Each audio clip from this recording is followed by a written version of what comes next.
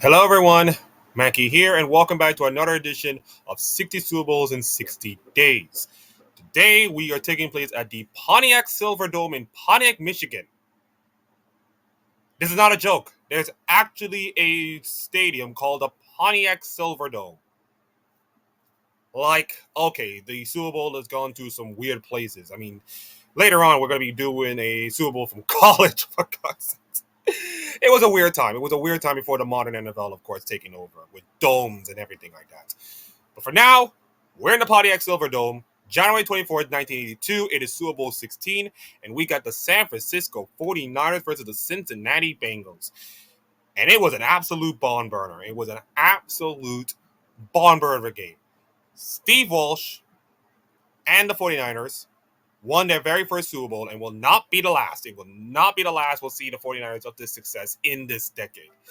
They won 26-21 over the Cincinnati Bengals and led by the incredible, cool, and confident Joe Montana, MVP of the Super Bowl with 14-22 for 157 yards and a touchdown.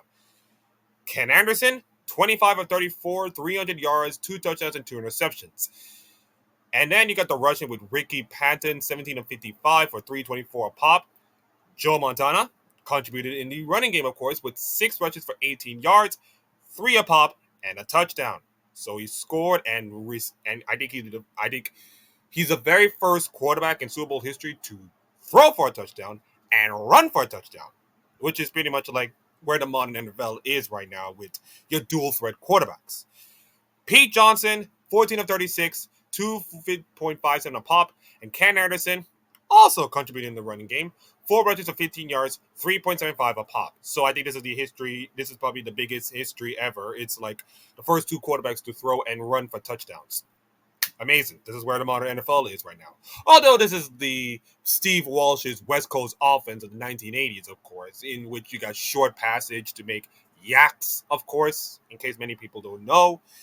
But for now, this is like the baby steps, of course, that evolution. Dwight Clark, 4 for 25, 4 receptions for 25 yards, 11.25 a pop. Earl Cooper, 2 catches for 15 yards and 7.5 a pop with a touchdown. Dan Ross, 11 receptions for 104 yards and 9.45 a pop and 2 touchdowns. And, of course, our own Chris Collinsworth, now broadcaster for NBC with Mike Tirico on Sunday Night Football. And, of course, next year's Super Bowl. I'm recording this on December 17th. I'm recording some of them on December 17th. This will come out on Christmas Eve. Or actually the 23rd. I don't know. I'm confused. Time is a weird thing, of course, when recording. Anyways, 5 catches for 107 yards, 21.4 catch yards a pop, and he was impressive. Both Cincinnati Bengals players were more impressive than the San Francisco team, and that is not the reason why they lost. That is not the reason. The defense, maybe the reason, but who knows? Eric White, interception, 3 tackles. Dwight Hicks, interception, 2 tackles. Jack Reynolds, 8 tackles. Him, Bobby Lempold, James Stuckey, Fred Dann, and Keena Turner with a sack. Woody Harper and Milt McColl and Lynn Thomas with a fumble recovery. Ross Browner with 8 tackles. Louis Brand with 6 tackles. Max Montoya and David Brad with a forced fumble. And John Simmons with a fumble recovery. So at least you can say that both defenses were great. Both offenses were great. Well, not great. Both offenses were good. Defense was solid. It was a pretty close game throughout. And the one difference that separates San Francisco of winning their Super Bowl from the Cincinnati Bengals came at a crucial point of the game. Now, I'm using Football Reference, but in case any people do not know, this will go down as one of the greatest goal stands in any Super Bowl or any game pretty much ever. Ever. So, in case you haven't noticed, Cincinnati's driving the field, of course, to get the ball back, of course. Then they are moving up the field. They got sacked. Then an incredible pass by Chris Collinsworth for 49 yards.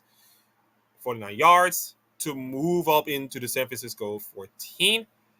Then it was first down and 10. Chris Alexander run in the middle, and then Ken Anderson sacked for 2 yards, and then amazing pass by Dan Ross to bring up third down and 11. And then Pete Johnson running for 2 yards for a first down. And we are coming in at the 3-yard line for San Francisco. 3-yard line. The score was 20-7 at that time. Now keep this in mind, the score line ended in a 2-point game. This was 20-7 at the time. It's a big margin, but if they were to score a touchdown, it will be huge. It will give them confidence. It will give them momentum. It will give them some belief they can win the Super Bowl. They will win the Super Bowl. Anyways, Pete Johnson run up for 2 yards. Got tackled by Fred Dean. Okay, cool. 2nd down and 1. They should punch it in. Pete Johnson run to the left guard and got no gain. Okay, cool, fine. Okay, great tackle by John Hardy. 3rd down and 1. Ken Anderson trying to complete for Charles Anderson. Okay, this should be a touchdown, right? You pass the ball, fade into the end zone. It should be an easy touchdown. No, tackle by Dan Buns. And now here we are at 4th down. 4th down and 1 from the 1-yard line of San Francisco, trying to punch it in and get a touchdown. 99% of coaches would go for it, even including Dan Campbell, of course. They should absolutely go for it in this situation. And Pete Johnson gets stuffed like he gets stuffed like bread stuffings. Pete Johnson got crushed for no game, and San Francisco in only 4 plays. In fact, 5 plays from their 5-yard line made probably the biggest defensive stand in all the Super Bowl. Yes, the margin of victory was a 5-point game. Half this touchdown would be in, or it could have just kick a field goal, of course. I mean, the game was in the 3rd quarter, for God's sakes.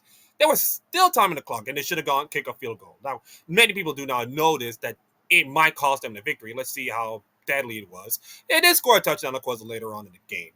But they then kick a field goal to make it 23-14, and then kick another field goal to make it 26-14. And then Ken Anderson decided to throw for Dan Ross for 3 yards touchdown, but unfortunately it was too little too late. And Joe Montana kneeled down, game over, and that is the ball game. Now, half they would have scored that touchdown, Cincinnati Bengals would have been called world champions in 1982. But instead, we get to see the start of another dynasty. We talk about the Packers in the 60s, the Steelers in the 70s. Welcome the 49ers of the 80s. And boy, oh boy, it's going to be absolutely fun with this team. Of course, I think Steve Walsh kind of retired at the end of the season, or kind of retired a couple of years later. But for now, this play, although it's mostly defensive, this play and the performance by Joe Montana and the performance by Dwight Clark and some of the other big stars of the 49ers team in the 80s contributed to San Francisco birthing a new dynasty and thwarted the upstarted and brilliant Cincinnati Bengals team. This will not be the last time that these two meet in a Super Bowl, and will not be the last time Cincinnati Bengals' hearts will be broken. Trust me, this will be more painful for that. But for now, welcome everybody to the West Coast Gold Rush. Thank you all for watching for this video. We'll do Super Bowl 17 tomorrow. Merry Christmas to all of you guys, and I'll see you next time.